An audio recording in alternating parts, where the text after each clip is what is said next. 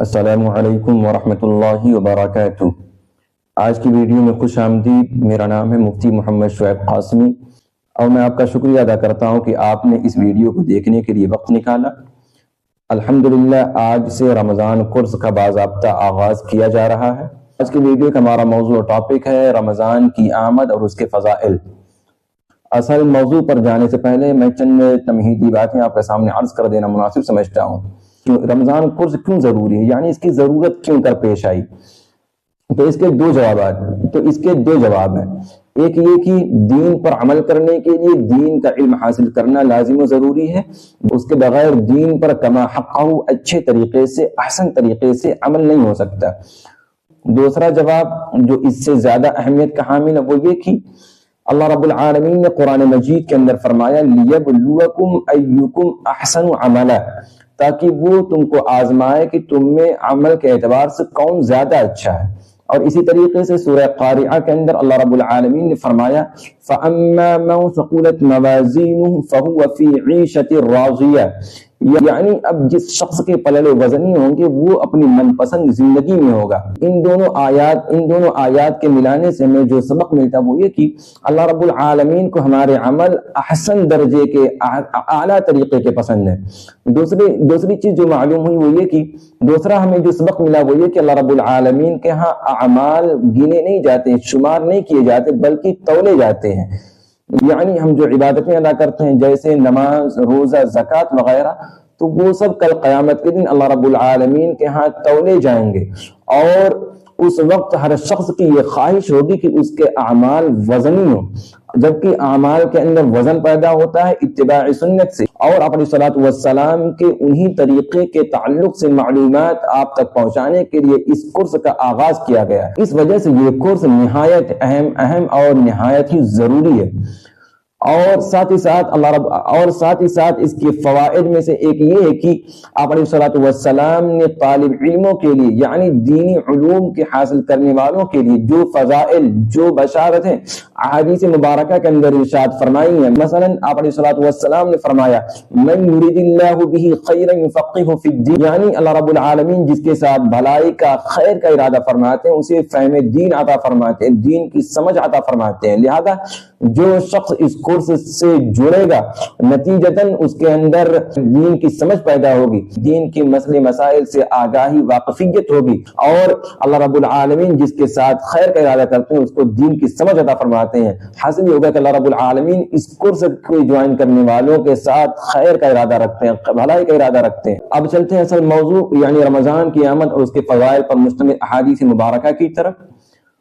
تو ناظرین، رمضان کی قدر و قیمت ہمارے اندر اس وقت پیدا ہوگی جب ہمیں رمضان کے فضائل معلوم ہوں گے۔ ایک حدیث مبارکہ ہے جس کے راوی حضرت انس رضی اللہ تعالی عنہ ہیں، وہ فرماتے ہیں کہ جب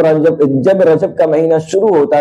تو آپ علیہ الصلوۃ والسلام یہ دعا فرماتے اللہم بارک لنا فی رجب و شعبان وبلغنا رمضان، کہ اے اللہ ہمیں رجب اور شعبان میں برکت عطا فرما اور اپنے فضل و کرم سے ہمیں رمضان تک پہنچا۔ اس حدیث مبارکہ پر ہم ذرا غور کریں کہ اللہ کے نبی رجب کے مہینے یعنی علیہ الصلوۃ والسلام 2 مہینہ پہلے اسے رمضان کا شدت سے انتظار فرماتے اور اس کے لیے باقاعدہ دعا کر رہے ہیں اے اللہ ہمیں رمضان تک پہنچا، اپنے فضل و کرم سے ہمیں رمضان المبارک تک پہنچا۔ اسی طریقے سے حضرت عائشہ صدیقہ رضی اللہ تعالی عنہا راویہ ہیں، وہ فرماتی ہیں کہ علیہ الصلوۃ والسلام شعبان کے دن اور تاریخ کا جتنا اہتمام فرماتے تھے اتنا کسی مہینے کے دن اور تاریخ کا اہتمام نہیں فرماتے۔ چونکہ رمضان المبارک کی آمد ہے،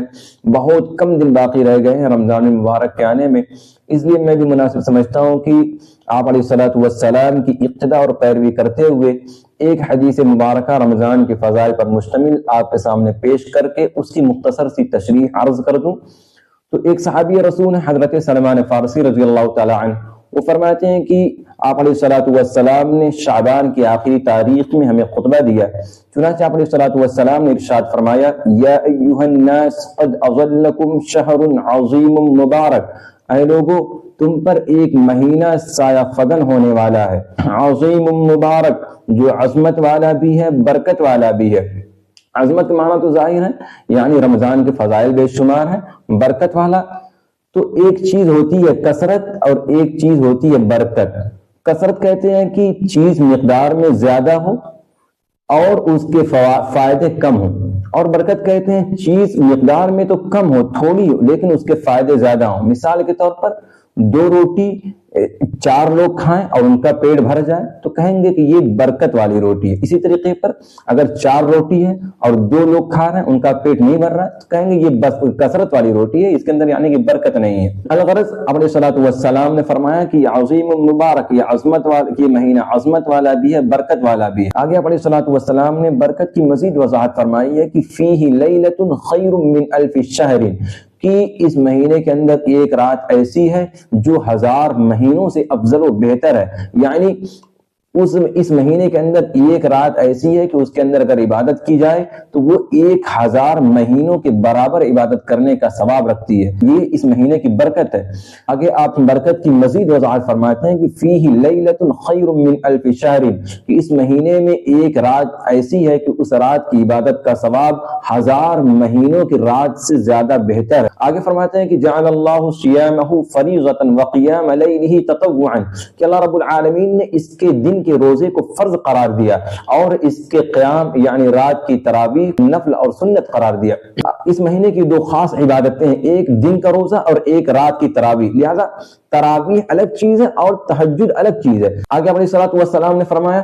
من تقرب فیہ بخصلۃ من الخیر کان کمن ادى فریضۃ فیما سوا. یہ برکت بیان فرمائی جا رہی ہے. ومن ادى فریضۃ فی کان کمن ادى 70 فریضۃ فیما سوا، کہ اس مہینے کے اندر ایک نفل کا ثواب غیر رمضان یعنی دوسرے مہینوں کے اندر فرض ادا کرنے کے برابر ہے. جبکہ نفل اور فرض کے درمیان اتنا فرق ہے کہ اگر کوئی شخص فرض نماز کو وقت پر ادا نہ کر کے بلکہ قضا کر دے اور اسے کسی دوسرے وقت میں ادا کرے تو اس کے بارے میں آتا ہے کہ پوری زندگی اگر نفل نماز پڑھتا رہے تو جو وقت سے بے وقت کرنے کی وجہ سے، قضا کرنے کی وجہ سے اس کے ثواب کے اندر کمی آئی ہے، پوری زندگی بھر نفل پڑھنے کی وجہ سے اس کی بھرپائی نہیں ہو سکتی. لیکن یہ اس مہینے کی برکت ہے کہ اس کے اندر اگر ایک نفل پڑھا جائے تو یہ فرض کے برابر ثواب رکھتا ہے. اور اسی طریقے سے کہ اگر کوئی شخص اس مہینے کے اندر ایک فرض ادا کرتا ہے تو غیر رمضان یعنی دوسرے مہینے کے 70 فرض ادا کرنے کے برابر ثواب رکھتا ہے. مثال کے طور پر اگر ہم نے رمضان مبارک کے اندر ظہر کی نماز ادا کی تو اس کا ثواب اتنا ہے کہ اگر ہم رمضان کے علاوہ کسی دوسرے مہینے کے اندر 70 مرتبہ ظہر کی نماز ادا کریں گے تو جتنا ثواب ہوگا اتنا ثواب صرف رمضان کے اندر ایک وقت کے ظہر کی نماز پڑھنے پر ہمیں ثواب مل جائے. آگے علیہ الصلوۃ والسلام نے فرمایا وَهُوَ الشَّهْرُ الصَّبْرُ وَالصَّبْرُ ثَوَابُهُ الْجَنَّةُ، کہ یہ صبر اور برداشت کا مہینہ ہے اور صبر کا بدلہ جنت ہے. صبر 3 طریقے کا ہوتا ہے، ایک الصبر علی الطاعہ، دوسرا الصبر عن المعصیہ، تیسرا الصبر علی المصیبہ. الصبر علی الطاعہ کا مطلب یہ ہے کہ عبادات کے انجام دینے میں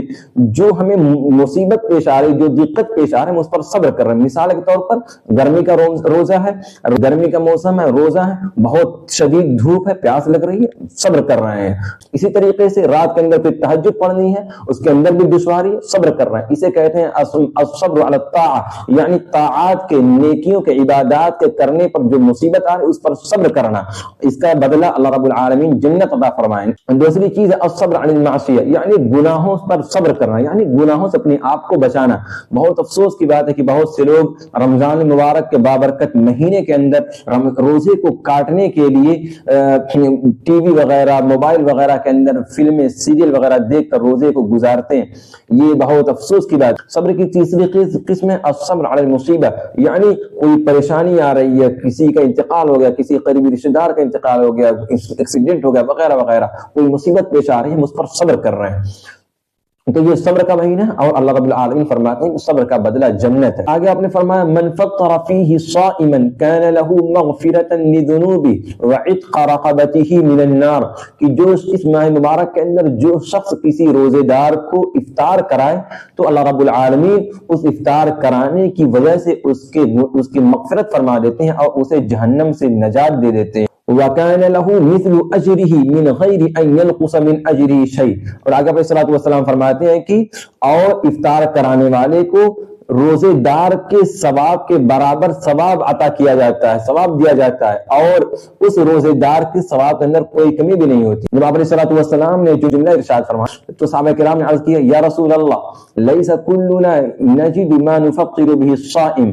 کہ اے اللہ کے رسول ہم میں تو بہت سے لوگ ایسے ہیں جو اتنی وسعت نہیں رکھتے کہ وہ دوسروں کو روزہ افطار کرا سکیں، کیونکہ اب صحابہ کرام نے سمجھا کہ یعنی اس سے پیٹ بھر کر کھلانا مقصود ہوگا۔ صحابہ کرام رضوان اللہ تعالی علیہم اجمعین کی یہ خاصیت ہے کہ اگر انہیں کسی چیز کے اندر، کسی مسئلے کے اندر ذرہ برابر بھی تردد ہوتا، کچھ شبہ ہوتا، وہ ترنت آپ علیہ الصلوۃ والسلام سے اس کے تعلق سے معلومات حاصل کر لیتے تھے۔ آج کے زمانے میں علماء کرام موجود ہیں، اللہ کے نبی نے انہیں اپنا وارث قرار دیا، لہذا اگر ہمیں کسی مسئلے مسائل دین کی کسی بات کے اندر کوئی شبہ ہے، کوئی تم سے مل کر پوچھیں تو چنانچہ آپ علیہ الصلوۃ والسلام نے جواب دیا یعطی اللہ ھذا الثواب من فطر صائما على مذقة لبن او تمرة او شربة من ماء، کہ اللہ رب العالمین یہ جو ثواب ہے روزہ افطار کرانے کا، یہ ایسا نہیں ہے کہ بالکل پیٹ بھر کر ہی جب کا افطار کرائیں گے تبھی ثواب ملے گا، بلکہ اگر کسی شخص نے کسی روزے دار کو لسی کا ایک گھونٹ پلا دیا، اسی طریقے سے پانی کا ایک گھونٹ پلا دیا، ایک کھجور سے افطار کرا دیا، تو بھی یہ ساری فضیلت اس کو حاصل ہوگی۔ آگے علیہ الصلوۃ والسلام نے ارشاد فرمایا وَهُوَ شَهْرٌ أَوَّلُهُ رَحْمَةٌ وَأَوْسَطُهُ مَغْفِرَةٌ وَآخِرُهُ عِتْقٌ مِّنَ النَّارِ، کہ ایسا مہینہ ہے کہ اس کا پہلا حصہ رحمت ہے، یعنی رمضان مبارک کے مہینے کے رمضان کے شروع سے ہی اللہ رب العالمین کی رحمت برسنے لگتی ہے، وَأَوْسَطُهُ مَغْفِرَةٌ، اور اس کا درمیانی حصہ مغفرت ہے، چونکہ رمضان کا کچھ حصہ گزر گیا، لوگ عبادت کر چکے ہیں، توبہ وغیرہ کر رہے ہیں، اللہ رب العالمین اب مغفرت فرما رہے ہیں۔ وآخرہ عتق من النار، اور اس کا آخری حصہ جو ہے یہ جہنم سے آزادی کا ہے۔ چنانچہ اللہ رب العالمین کی رحمت شروع سے تھی، ایک عشرہ گزرا، لوگوں نے عبادت کیا اور توبہ استغفار کیا، مغفرت شروع ہو گئی، اور جب مغفرت ہوئی اللہ رب العالمین نے جہنم سے آزاد بھی کر دیا، جہنم سے نجات بھی دے دی۔ آگے علیہ الصلوۃ والسلام نے فرمایا من خفف عن مملوکہ فیہ غفر اللہ لہ واعتقہ من النار، کہ جو شخص اس مہینے کے اندر اپنے روزے دار غلام سے، اپنے روزے دار خادم سے اس کے کام کاج کے اندر تخفیف کر دی، یعنی ڈیوٹی 8 گھنٹے کے بجائے 7 گھنٹہ کر دی، 6 گھنٹہ کر دی، اسی طریقے سے تنخواہ کے اندر اضافہ کر دیا، تو اللہ رب العالمین اس کی مغفرت فرمائیں گے اور اسے جہنم سے چھٹکارا دیں گے، جہنم سے نجات دے دیں گے۔ آگے علیہ الصلوۃ والسلام نے ارشاد فرمایا واستکثروا فیہ من 4 خصال، کہ 4 چیزوں کی اس مہینے کے اندر کثرت رکھا کرو، خصلتین ترضون بہما ربکم، کہ 2 چیزیں تو وہ ہیں جن کا تعلق اللہ رب العالمین کی رضا سے ہے، وخصلتین لا غناء بکم عنہما، اور 2 چیزیں وہ ہیں اور 2 خصلتیں وہ ہیں جن سے تمہیں چھٹکارا نہیں، چارہ کار نہیں۔ فاما الخصلتان اللتان ترضون بہما ربکم، بہرحال وہ خصلتیں، وہ 2 خصلتیں جن کا تعلق اللہ رب العالمین کی رضا سے ہے، شہادت ان لا الہ الا اللہ وتستغفرون، کہ وہ کلمہ طیبہ ہے اور اللہ رب العالمین سے استغفار، یعنی کلمہ طیبہ کو اس ماہ مبارک کے اندر کثرت سے پڑھنا اور کثرت سے استغفار کرنا۔ دوسری وَأَمَّا الْخَصْلَتَانِ اللَّتَانِ لَا غِنَاءَ بِكُمْ عَنْهُمَا، اور دوسری وہ چیزیں جن سے تمہیں چھٹکارا نہیں، فَتَسْأَلُونَ اللَّهَ الْجَنَّةَ، وہ ایک تو یہ ہے کہ اللہ رب العالمین سے تم جنت کا سوال کرو، وَتَعَوَّذُونَهُ بِهِ مِنَ النَّارِ، دوسرا یہ کہ تم اللہ رب العالمین سے جہنم کی پناہ چاہو۔ رمضان کورس کے اس پہلے سبق میں ہمارے سامنے تمہید کے طور پر کچھ باتیں آئیں اور ایک مفصل حدیث رمضان مبارک کے فضائل پر آپ کے سامنے پیش کی گئی۔ اللہ رب العالمین ہمیں عمل کی توفیق مرحمت فرمائے۔ جزاکم اللہ خیرا، والسلام علیکم ورحمۃ اللہ وبرکاتہ۔